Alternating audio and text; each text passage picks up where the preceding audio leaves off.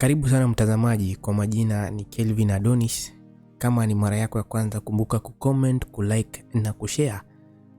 Na haswa hakikisha kwamba umeshare video hii ili ikaweze kufikia watu wengi iwezekanavyo, kwa sababu mambo ambayo tunazungumza hapa huenda ikawa ya usaidizi kwa mtu mwingine, na yale ambayo tunazungumza hapa ni mambo ya maana. Kumbuka watu wengi wanapitia shida hii, shida ambayo unaenda kuizungumzia, shida ya error, na haujui. Iwapo hii video utaipata ya maana, tafadhali hakikisha kwamba una share, na cha maana zaidi hakikisha una like. Ukilike video hii itaweza kufikia watu wengi kadri iwezekanavyo. Naam, tunapoanza tumekuwa tukizungumza kuhusu diversity visa lottery ama ukipenda green card.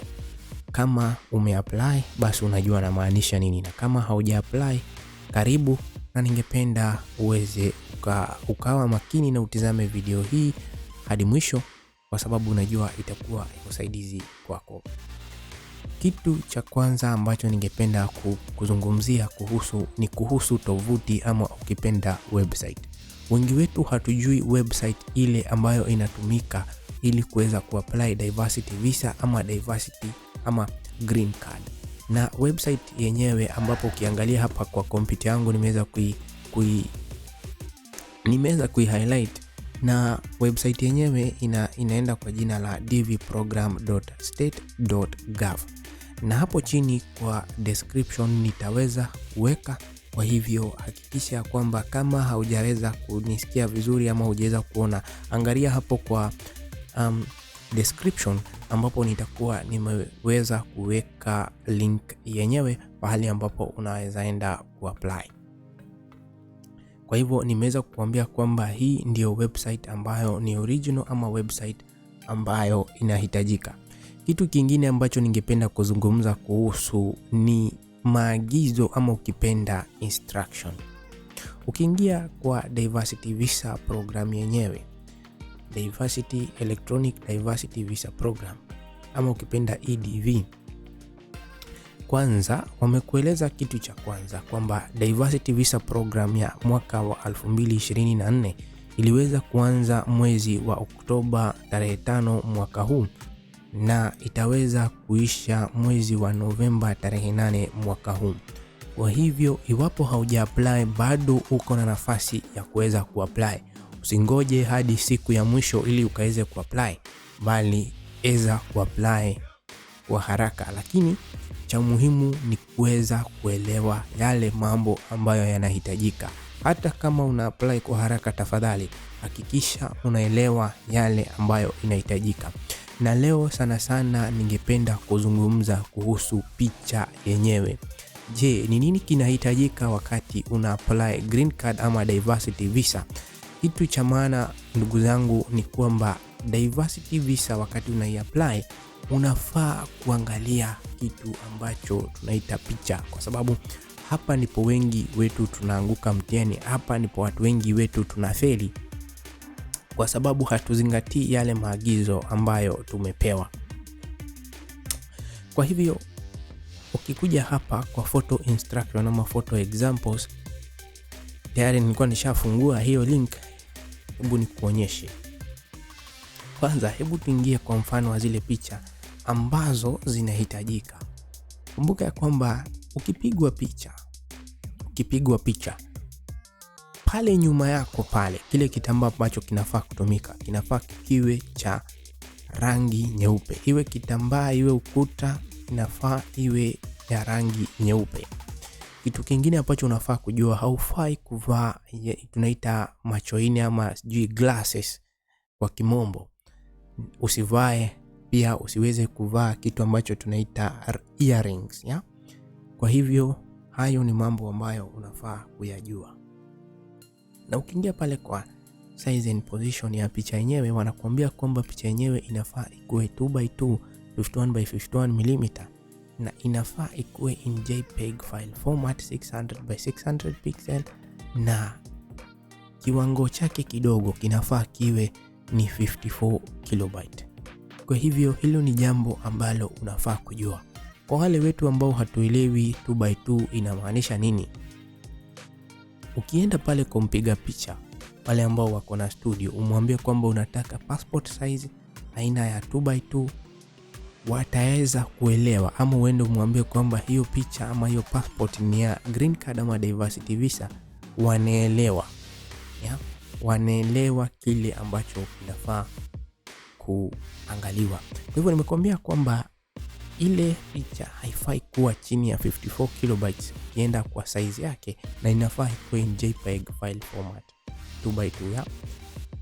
Kitu kingine ambacho ningependa kukuonyesha ndugu yangu ni ukienda pale kwa digital image requirement, ukiingia pale kwa digital image requirement, acha tuone wanatuambia nini. Ukiingia pale kwa digital image requirement na uende pale kwa dimension, wanakuambia kwamba ile picha inafaa ikuwe 600 by 600 pixel. Na ingia kwa color, wanakuambia ya kwamba ukiingia hapa kwa color, wanakuambia kwamba ile picha inafaa ikuwe in color. Kumbuka usiende pale kuweka picha ambayo ni black and white, hiyo itaweza kukuweka nje. Inafaa iwe picha ambayo iko in colors. Na wamekupatia mfano hapa kwa photo examples hapa. So ukiangalia hizi picha ziko na rangi, sio black and white. Hakuna pale ambapo unaona black and white. Kwa sura yako inaonekana kama wewe ni mweusi, kama wewe ni mweupe. Nguo ambazo zimefaa kama ni rangi ya majano, nyeupe, nyeusi, ni vitu ambavyo vinaonekana. Kwa hivyo ndugu yangu, kumbuka kwamba haya ni maagizo tu, baadhi ya maagizo ambayo unafaa kuzingatia. So tumesema kwamba image must be in JPEG file format. Inafaa ikuwe JPEG ile picha ambayo unaweka, na pia the image must be less than or equal to 240 kilobytes. Ukiingia hapa kwa file size, wanakuambia kwamba file yenyewe ama picha yenyewe inafaa ikuwe less than or equal 240 kilobytes. Hii inamaanisha nini? Hii inamaanisha kwamba picha yako haifai kuwa kiwango chake kifai kuwa zaidi ya 240 kilobytes. Na nitakuonyesha mfano hapa katika tarakilishi yangu. Hebu nikuonyeshe mfano. So hii ni picha ambayo niliweza kusave kwa tarakilishi yangu, na nitaingia kwa properties na niweze kukuonyesha kwamba size yake ni 2x2, na ukiingia kwa file format ni JPEG, kwa type of file ni JPEG, na picha yenyewe size yake ni 116 kilobytes. Kumbuka pale kwa maagizo wamekuambia picha yako haifai kuwa zaidi ya 240 kilobytes. Na picha hii nimeiweka tu ili nikaweze kukuonyesha mfano wa yale ambayo ninayasema. Na ukitoka hapo chini wanakuambia ya kwamba the image may need to be compressed in order to be under the maximum file size. Hii inamaanisha nini? Hebu nirudi pale ambapo nimekuonyesha. Ukikuja hapa utaona kwamba hii picha ambayo nilikuwa nimesave hapa kwa tarakilishi yangu ni 116 kilobytes. Lakini wakati mwingine utapata kwamba hata ukiweka picha ambayo iko size hii inakataliwa. Kwa hivyo saa zingine unaweza hitaji kuicompress. Na nikiongea kuhusu compressing, kuna video ambayo niliweka katika channel yangu ya YouTube, ingawaje niliweza kuiweka kwa lugha ya Kizungu sababu nilikuwa nafahamu kuna watu wengi ambao wanapitia shida hii. Na ukienda pale katika channel yangu inaitwa Kelvin Adonis, hapo ukiangalia, na kuna hizi picha nimeweka sehemu ya kwanza na sehemu ya pili, part 1 na part 2. Hebu nikuonyeshe. So title ya ile picha ni DV lottery URL error. So nimeweka part 1 na nimeweka part 2.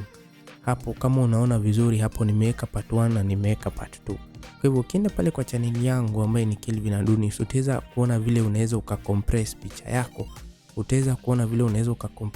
yako. Alafu kisha ukaweza kuiweka pale kwa zile form, na ninakuhakikisha kwamba itakubalika. Kwa hivyo kama haujui compress, nenda pale kwa channel yangu ambayo ni Kelvin Adonis na ukaweza kuiweka, na ukaweza kutazama hizi video mbili hizi, DV lottery error part 1 na part 2, na utaweza kujua vizuri nini nacho kizungumzia.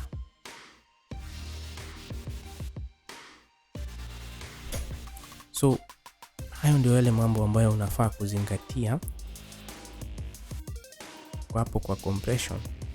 Na kama hujui kucompress, kumbuka kwamba hiyo video ambayo nimekuonyesha unaweza enda pale ukaangalia, na nina uhakika utaweza kusaidika.